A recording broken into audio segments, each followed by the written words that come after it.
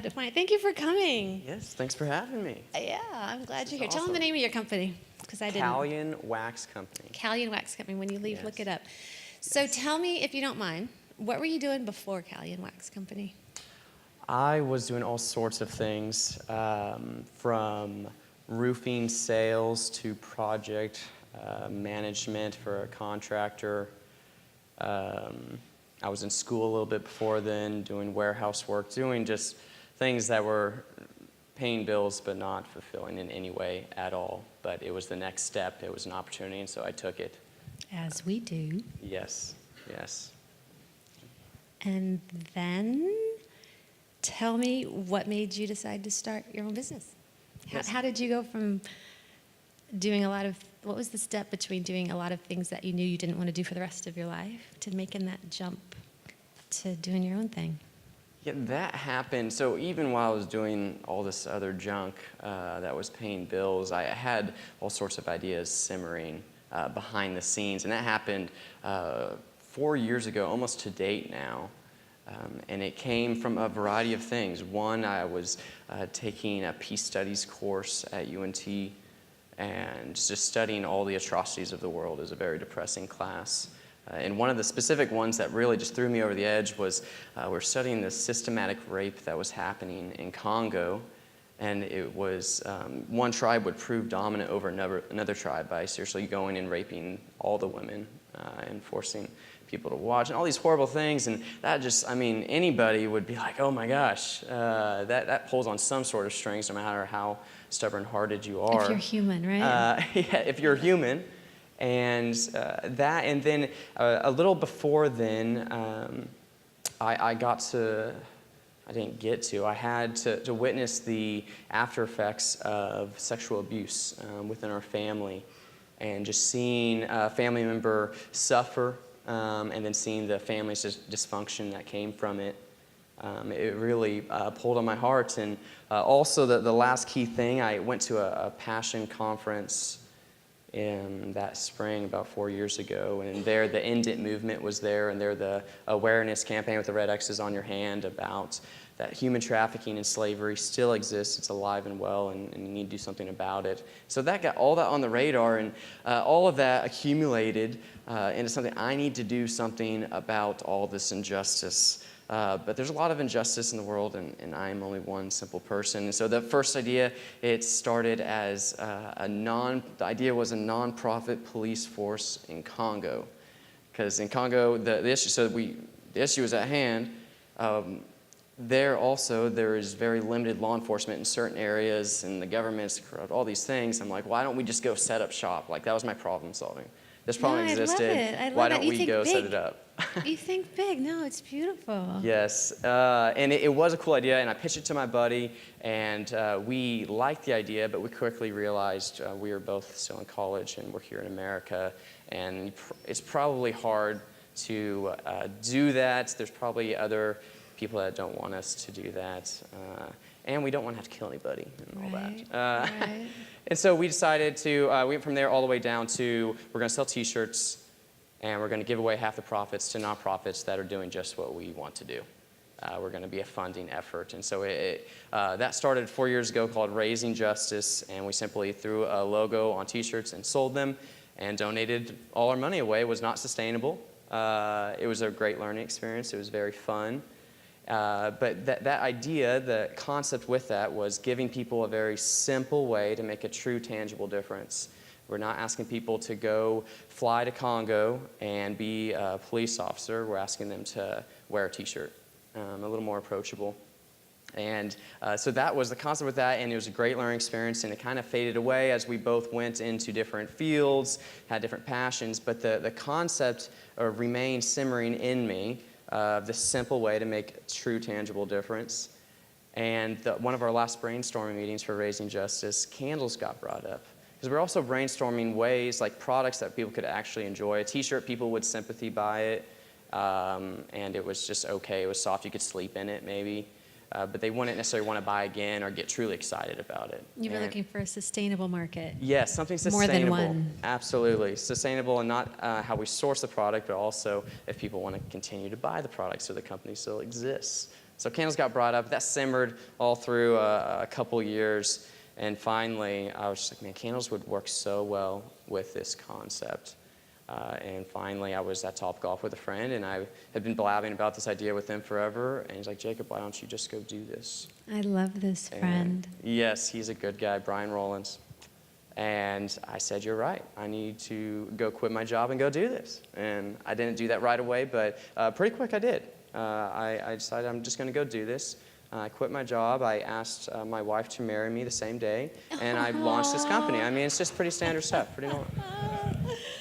And she obviously said yes because you said wife, so that's awesome. Yes, she That was said a yes, good and she day is. in the life of Jacob Johnson. I was very tired at the end of that day. I was very tired. That was a You very could have used emotional that day. silent book. Yeah, I'm not very good at that. We have some work to do. Cool. Yes. But you do follow your heart. I love, John Maxwell says, do what makes you cry.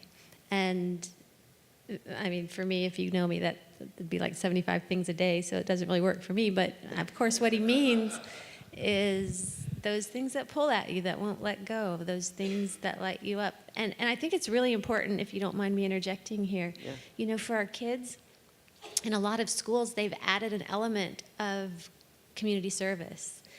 And it's a great premise to encourage children and people to look out and make a difference in the world.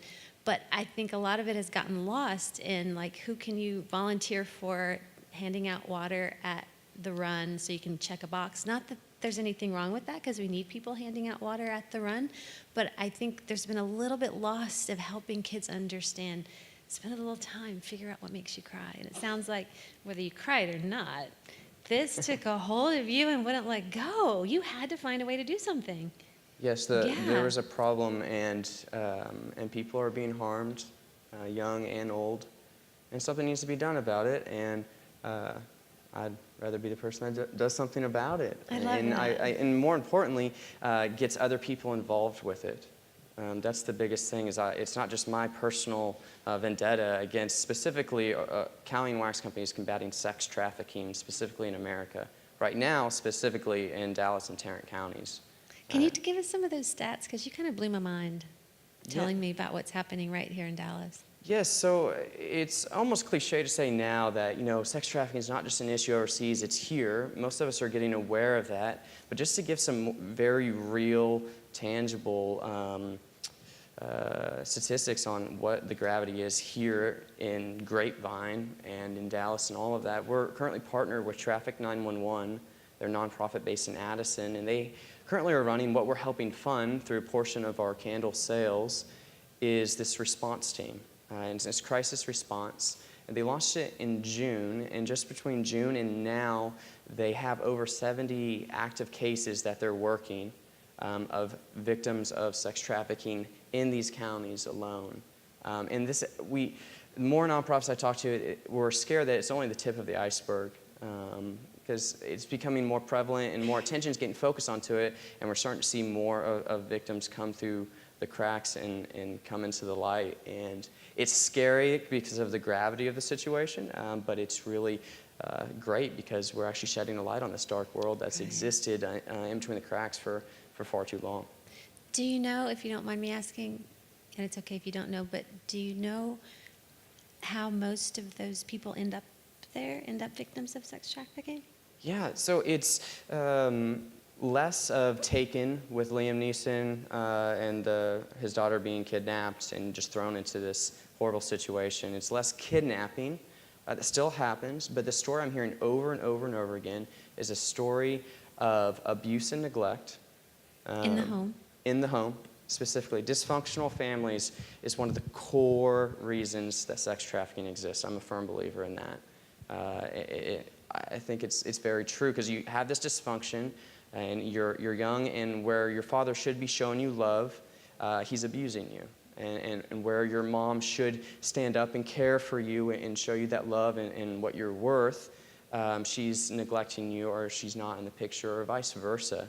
And so as a young, fragile age, and especially as a woman, to my understanding, of course I'm a guy here, but they crave that attention and that love, especially at a young age. And so when you have that, then you have some boy or man that starts to show you some sort of love, whether that's through tangible items of shelter and food and lavish gifts, but even more powerful, I think, someone that's telling you you're pretty, I love you, we're going to be together forever. Have this bond with this individual, and so when that individual begins to ask you to sleep with his friends, you're with us, we'd be like, why would you do that? Run away. But for her, it's, I don't want to mess anything up. I have something good. Somebody actually cares about me. Somebody's making me feel worthy. Yes, absolutely. And so you oblige, and then soon they find themselves in a world that's just horrendous, where they're being forced to do inexplicable acts day in and day out. And that love that thought of love quickly goes away, and they're trapped in a situation that was just as bad or a lot of times worse than what they came from. And so it's a story of manipulation, Sure. is what I hear time and time again. Oh my goodness. And you guys are working with them, helping to give these kids a place to call, right? A place to help get out? Well, so what we're funding is specifically that. Where our piece of the puzzle, there's a lot of different parts to the effort against sex trafficking, and where I feel most equipped is the funding aspect of it. And so what we found, and I think somebody else mentioned it, that nonprofits are always needing more funds. Always. That is the biggest pain point. Every nonprofit I think I talk to is like, we could do more amazing work with more funds. Right. And for me, and something I didn't mention earlier, is all of those personal experiences that led to saying, I need to do something about this. Sex trafficking should not exist. Also was mixed with a passion for business. From starting when I was selling Starburst on the school bus for a great profit. Buy it back for $2 and sell it for like $10. And then from all sorts of ideas. Calyan was originally going to be a chocolate dipping company. I've had tons of ideas, and passion or in business gets me pumped. And so how that all ties together is that I figured, why not use one of the greatest forces on earth outside the spiritual realm, business, to invoke social change. And so where we play the role in the fight against sex trafficking is that funding effort, but also the effort of getting you involved and getting the everyday person involved.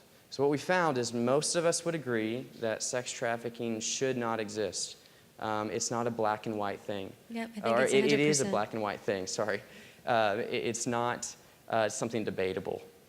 We can all agree, minus the traffickers. That shouldn't exist, but we often don't know what to do about it. Or we have crazy busy schedules, or we have some other cause that we're super passionate Right. about, or our There's church, so many. we're engaged there, and we have family and friends and all of life to take care of.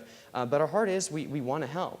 And so that's where we try to come in and give you that simple way to take part in this true tangible change. And that great way, that huge ask, is simply to enjoy a candle. And what we found is that that's very approachable for most of us. And the great thing is, when that happens in massive quantities, change can happen, and you can not give up your entire life, but still become a social advocate against this specific issue. It's beautiful. Social entrepreneurship is the way of the future. I mean, it's just so important. You're going to buy candles anyway. Why not buy a candle and help a young person? Absolutely. That's one of the reasons we chose candles specifically, because the passion and the idea was there before the product. Candles just fit the bill, and something that we are already enjoying. It can be a lower price point, so you don't have to be some... This is the biggest thing that gets me going, is I always want the everyday person to be able to engage with our mission. You don't have to be some special founder of some nonprofit, or be traveling the world or super rich or anything like that. You can be the everyday American and become a great social advocate against this. And they're delicious, and they're so cute. They're so well packaged. They're just adorable. In fact, I stole an idea of yours, but I'll tell you about that later. Yeah, and you can buy one for every room of your house, and you can even buy them for friends, and you can buy them by the case. And you're going to do it anyway, so why not buy really cute, great smelling ones and actually help change the world? Absolutely. Right? Where can they find them? You can find them on our website at calyanwaxco.com. You can also see us. We're at Dallas Farmers. We're at a lot of farmers markets. And then, Lord willing, we'll be in some major retailers here in the next half year or so. Very cool. but- And last time we talked, and maybe you've changed your mind since then, I don't know, but I assume if we follow you online, we could also stay up to date with the potential, now that you're saying you're a serial entrepreneur with all these ideas, maybe this one's already come and gone, but the coffee shop? So I was wondering if you're going to mention this or not. Is that okay? So what we're doing with Calyan is nothing, I'm not going to tout it as revolutionary or just crazy innovative. Tom's Shoes kind of pioneered the way. And, But this is different. and we're, with our candles, we're creating a quality product and we're selling it and we're giving back portions of our revenue to fund that mission. But something that has gotten me even more excited that could be a little more invigorating or I don't want to say innovative because I don't think I'm an innovative genius by any means, but something that would get people even more engaged and get people to see it firsthand is this idea for a coffee and candle shop that is going to feature live candle making. It's going to feature the best coffee you could ever buy. And it's going to showcase firsthand the impact you're making, the life change, the justice that's being made from you simply enjoying a cup of coffee or enjoying a candle or giving a candle. It's all about the very simple, everyday action step. We're trying to use those to change the world. And so we're asking you to potentially, if everything goes right, we're working with lease negotiations and contract and all sorts of just crazy stuff. That's I don't know how overwhelming. candles are made. I mean, I've never seen them made. I think it would be super cool. I hope you do it. Anyway, I guess if you follow him, you'll find out about it. We will Okay. definitely keep you updated, and we're hoping this year to launch that. And Very so cool. It'll be enjoy candles, change the world, and it'll also be enjoy coffee and change the world with us. Very cool. Thank you, Jacob. I have a little something for you. It's just a little something, but my friends David and Kathy Lee contributed some money to a fund to help, just to donate to some of the people who are here today doing good work in the world. And so that's just for Calyan, just for you guys, just a little thank you. Thank you. Oh, you're welcome. That is so very nice. Yeah. And it comes at a perfect time. Oh, good. We have a Right, lot when of you're a things to nonprofit, spend money on. they're all a perfect time, right? Thank you so much. Help me thank Jacob Johnson for joining us today.